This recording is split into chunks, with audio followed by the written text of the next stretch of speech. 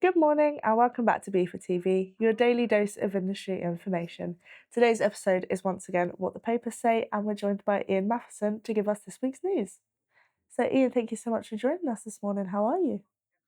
I'm not too bad actually, thank you, Brooke, and I hope you are too. Mhm.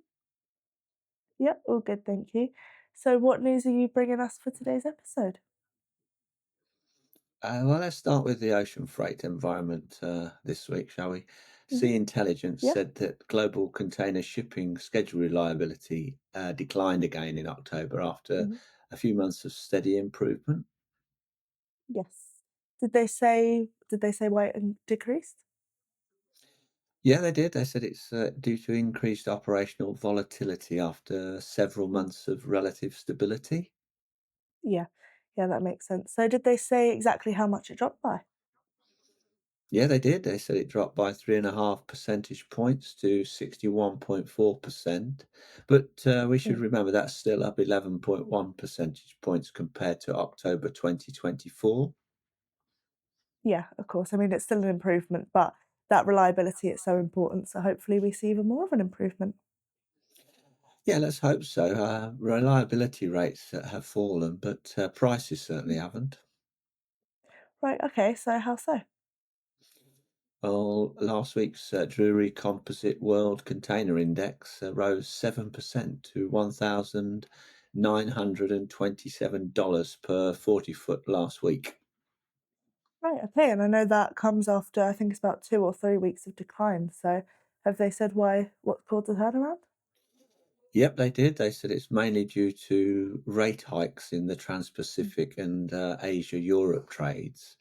And apparently, carriers are now introducing smaller, more frequent increases to maintain the constant upwards pressure on spot rates. So they're increasing rates on a weekly rather than a fortnightly basis. Right. Okay. Well, I mean, it certainly seems to have worked for this week, hasn't it? Yeah, it certainly does. Now, staying with ocean freight, there's been a lot of speculative reports in the last week that Hapag-Lloyd is about to make an offer for Zim, with Hmm. MSC and AP Moller-Maersk also interested. Right. So where did you read that? I read that in a publication published in Israel called Globe, or Globes, I think it is actually. Hmm. They broke the news and it was taken up by many other media outlets. So what do you think of the offer? I mean, do you think it's going to go through? Oh, that's a tricky one to call. The report does suggest it's very early days, and there's a Mm. lot of opposition from, or there appears to be a lot of opposition from the staff of Zim. Yeah, of course. Well, I mean, it's one that we'll keep an eye out on, and when we get an update, we'll let members know. So, is there anything happening in air freight? What's been happening in air freight? Yeah. Well, last week, Transport Intelligence said that the air cargo industry has seen mixed trends this year. Okay. I mean, did they say in what ways? They did, yeah. They said there's been strong volume growth across Europe Mm. and intra-Asia, but increased tariffs, labour disputes, weather events, and capacity shortages have created disruption in other regions. Mm. I know it was a pretty big topic this year, but did they say exactly what impact those tariffs had? Well, basically, they said there's been a broader rebalancing trend as sourcing shifted towards Southeast Asia, and that continues to pick up volumes previously concentrated in China. Right. Okay, that makes sense. So, did TI? Did they say anything else about it? They did, yeah. They said they are seeing a muted demand during this year's Mm. peak season. It would appear that shippers have planned ahead and have front loaded inventory to avoid delays and uncertainty. So, overall, we're looking at a pretty gloomy outlook.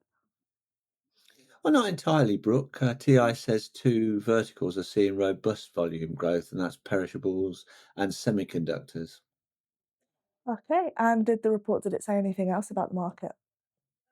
It did again, yeah. It said oversupply problems are likely to persist this year, Mm. and belly hold capacity is expected to increase. So, I guess that'll put a downward pressure on those rates, though. Yep, but TI thinks the strong belly hold capacity will be balanced by ongoing reductions in freighter availability. Okay, and before we move on, is there anything else in air freight? Yeah, there is, Brooke. Yeah, there's an excellent article about the impact of e-commerce logistics on air freight in the latest edition of Air Cargo Management. I think it might be a very useful read for any viewer that is actively involved in e-commerce fulfillment work. Yeah, of course. And in summary, what did the report have to say? Well, it was written by Tiakas Glyn Hughes, and he outlines how air cargo must adapt to e-commerce's rapid growth through harmonised standards, smarter data, and sustainable Mhm. operations. And there's plus lots of other very useful information in the article. Mhm. Well, like you said, it sounds like a good report, especially for our members in that sector. So we'll put a link to that in the description. Excellent, good idea.